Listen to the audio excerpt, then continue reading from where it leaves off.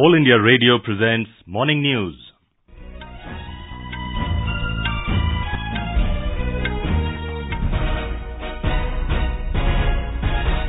Good morning.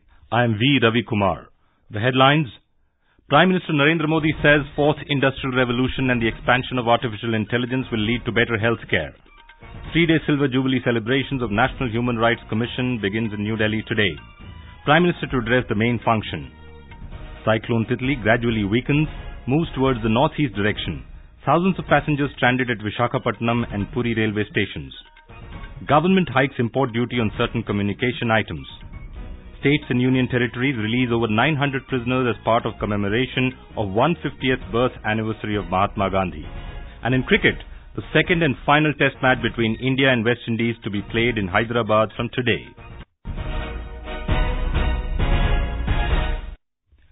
Prime Minister Narendra Modi has said fourth industrial revolution and the expansion of artificial intelligence will lead to better health care and reduce expenditure on health.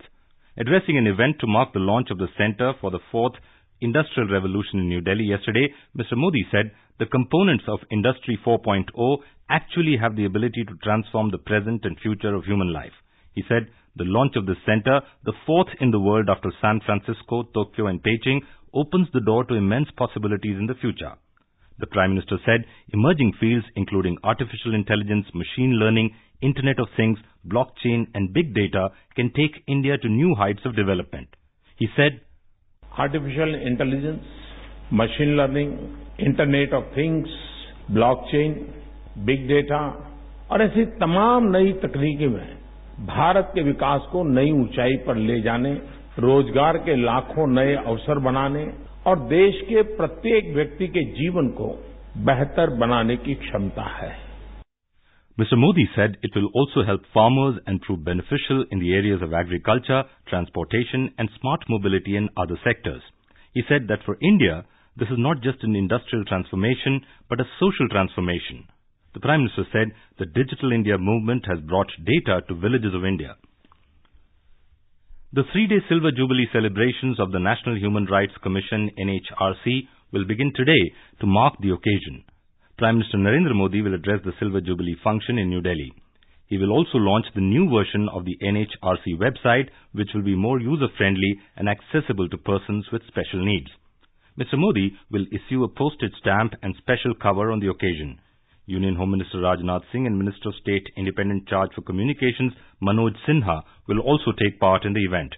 Our correspondent reports on the contribution of the National Human Rights Body. The NHRC was set up on this day in 1993. The mandate of the Commission is to work for the promotion and protection of human rights and take cognizance of such complaints wherein the actions, inactions and omissions of government functionaries cause human rights violation. Till now, the Commission has disposed of more than 17 lakh cases and payment of more than 100 crore rupees has been disbursed to the victims of human rights violations. Prime Minister will also launch the new version of NHRC website, which will be user-friendly and accessible to persons with special needs. With Deependra Kumar, Nikhil Kumar, AIR News, Delhi. President Ramnath Kovind will inaugurate the 13th Annual Convention of the Central Information Commission in New Delhi today. The convention will deliberate on 3 specific subjects: data privacy and right to information, amendment in the RTI Act, and implementation of the RTI Act. The cyclonic storm Titli is gradually weakening and moving towards the northeast direction. Due to its effect, heavy rain with lightning lashed the coastal Odisha. Capital Bhubaneswar experienced heavy rain with thunder showers last night. The relief and rescue operations in Gajapati, Ganjam and Rayagada districts is underway in spite of heavy rain. On the other hand, due to cancellation of train services, thousands of passengers have been stranded at Visakhapatnam and Puri railway stations. Meanwhile, Home Minister Rajnath Singh has assured to provide all required assistance to Odisha. In Andhra Pradesh, Titli cyclone has created havoc in many areas. With one more death, the toll has risen to 8 as strong winds battered many parts, but particularly north coastal areas of the state. The situation is pathetic in several fishermen villages and seabed villages of Srikakulam district. Chief Minister N. Chandrababu Naidu rushed to Srikakulam yesterday night and held a review meeting. He will visit Srikakulam district today. Prime Minister Narendra Modi spoke to Andhra Pradesh Chief Minister N. Chandrababu Naidu and Odisha Chief Minister Naveen Patnaik regarding the cyclone-related situation in parts of both states. Mr. Modi yesterday assured all possible help from the centre. He also prayed for the safety and well-being of those affected by the cyclone. In Uttar Pradesh, heavy rainfall accompanied with hailstorm and strong winds lashed many cities of western and Tarai region of the state, causing widespread damage to the crops. Chief Minister Yogi Adityanath has asked officials to provide financial assistance to the farmers under the Pradhan Mantri Fasal Bima Yojana within 48 hours. A report. Saharanpur and Muzaffarnagar districts are worst affected from the rain and hailstorm. Many districts in western, Tarai and some in central part of the state also witnessed the sudden change in weather. Rain accompanied by heavy wind and isolated hailstorm damaged the crops and drenched harvested produce in farms. Strong winds flattened paddy and sugarcane crops in the region and affected harvesting along with sowing of potato in central region. Relief Commissioner of the State Sanjay Kumar told AIR that district magistrates of all the affected districts have been asked to provide the details of damage to the crops as soon as possible. Sushil Chandra Tiwari, AIR News, Lucknow. More than 100 members of parliament have contributed over 43 crore rupees from the fund of the MP Local Area Development Scheme MP LADS for rehabilitation works in flood-affected areas of Kerala. Ministry of Statistics and Program Implementation in a release said 56 Rajya Sabha members have contributed around 30 crore rupees, while 46 Lok Sabha members have contributed the rest of the amount. This is All India Radio giving you the news. For quick news updates round the clock, follow us on our Twitter handle @AIR News Alerts. You can also log on to our website newsonair.nic.in. The government has hiked the import duty on certain communication items, including base stations, to up to 20%. It's part of the efforts to check a widening current account deficit by curbing imports. According to a notification issued by the Central Board of Indirect Taxes and Customs, the increased duty will be effective from today. The import duty has also been hiked on certain imports used in communication industry like printer circuit board assembly. This is the second round of import duty hike announced by the government. In Madhya Pradesh, the Election Commission has banned the poll campaign through SMS and WhatsApp call from 10 in the night to 6 in the morning for next month's assembly election. The polling will be held on 28th November in a single phase. Our correspondent has the details. The Election Commission is also planning to use social media platforms for the election-related activities to attract young voters. There are over 2.82 lakh young voters between the age group of 18 to 39 years in the state. The State Election Commission has already opened accounts on Facebook, WhatsApp, Twitter and YouTube in order to utilize the activities of youngsters on social media. Meanwhile, more than 3,44,000 complaints have been registered for defacing the properties for violation of the Model Code of Conduct. Sanjeev Sharma, AIR News, Bhopal. The states and union territories have released over 900 prisoners as part of commemoration of the 150th birth anniversary of Mahatma Gandhi. The Union Cabinet, chaired by Prime Minister Narendra Modi, had decided on 18th July this year that special remission to specific category of prisoners may be given and they may be released from prisons in 3 phases. Prisoners will be gifted with books relating to Mahatma Gandhi and will also be provided suitable counselling. More from our correspondent.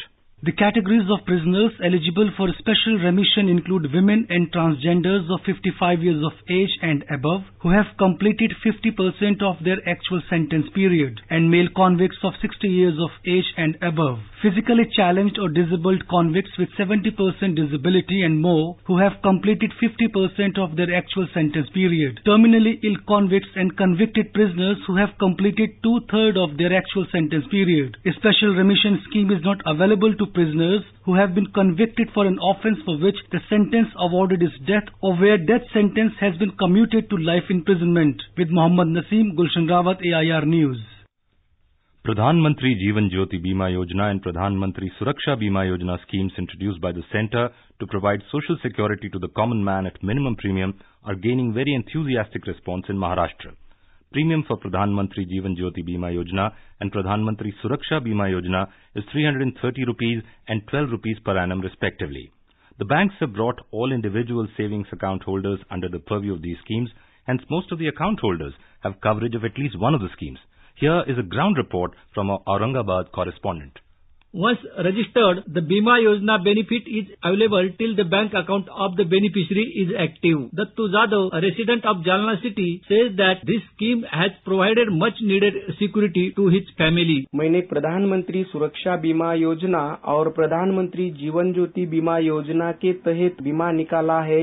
इसके लिए मेरे bank खाते में से हर साल केवल 342 रुपए कटौती होती है।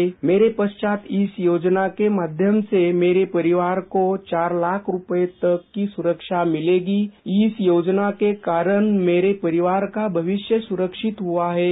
Over 5.5 crore people in the country have gained security cover under Pradhan Mantri Jeevan Jyoti Bima Yojana, and more than 1 lakh claims have already been settled under the scheme. Over 13.5 crore people are covered under Pradhan Mantri Suraksha Bima Yojana, and every week more than 1.5 lakh new people are being included in the scheme. This gives an idea that these two social security providing schemes are proving to be quite popular in the country. Ramesh Jaibai, AIR News, Aurangabad.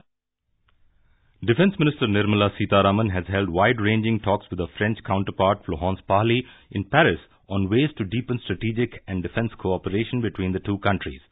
Mrs. Sitharaman arrived in the capital city yesterday on a 3-day visit to France.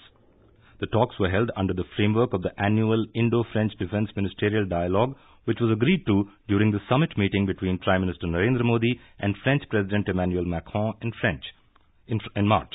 Officials said Mrs. Sitharaman will visit a Rafale manufacturing facility near Paris today to take stock of progress in their production. The second and final cricket test between India and West Indies will be played in Hyderabad from today.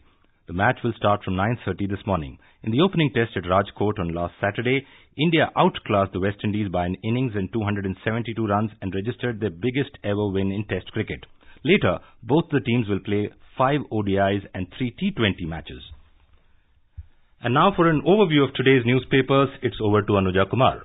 Thank you, Ravi. The destruction caused by Cyclone Titli has been covered prominently in most newspapers. Many newspapers have pictures on their front page depicting the devastation. The Statesman says, Titli leaves 8 dead in AP, causes damage in Odisha. Mail today surmises that the government might drop MJ Akbar as cry for his ouster over sex offences grows louder. The Pioneer endorses that view in its story headlined, Me Too Snowballs, Akbar faces ouster. CJI shows HC's The Way on Pendency, Corruption, headlines Hindustan Times. The paper adds that the Chief Justice has told the High Court Chief Justices to withdraw work from judges under cloud. The Times of India headline on this story reads, To fight pendency, CJI bans leave for judges on work days. Another story that finds visibility on most front pages is the death of veteran Ganga activist G.D. Agarwal. 87-year-old Ganga activist dies while trying to save his beloved river, writes DNA. The global rout in financial markets that led to the intraday crash of over 1,000 points in the Sensex is covered prominently in the business newspapers. Another Dalal Street bloodbath sees Sensex erasing 2018 gains is how the Economic Times describes the carnage in the Indian stock markets. A story that will bring hope to many home buyers who have invested in stalled residential projects is the top court's judgment on Amrapali. SC sets timetable for Amrapali bosses, issues contempt notice, writes DNA. And finally, another country sheds a vestige of colonial rule. Malaysia government to abolish death penalty, reports the Asian Age. Only 23 countries in the world retain the death penalty, with China leading the way, adds the paper. With that, it's back to you, Ravi. Thank you, Anuja. And in some more news, as many as 50,000 nominations have been received for the Padma Awards 2019. Home Ministry in a press statement said this is the highest ever number of nominations for the awards. And now, before we end the bulletin, the headlines once again. Prime Minister Narendra Modi says fourth industrial revolution and the expansion of artificial intelligence will lead to better health care. 3-day Silver Jubilee celebrations of National Human Rights Commission begin in New Delhi today. Prime Minister to address the main function. Cyclone Titli gradually weakens, moves towards the northeast direction. Thousands of passengers stranded at Visakhapatnam and Puri railway stations. Government hikes import duty on certain communication items. States and union territories release over 900 prisoners as part of commemoration of the 150th birth anniversary of Mahatma Gandhi. And in cricket, the second and final test match between India and West Indies to be played in Hyderabad from today. With that, we end the morning news. Have a nice day.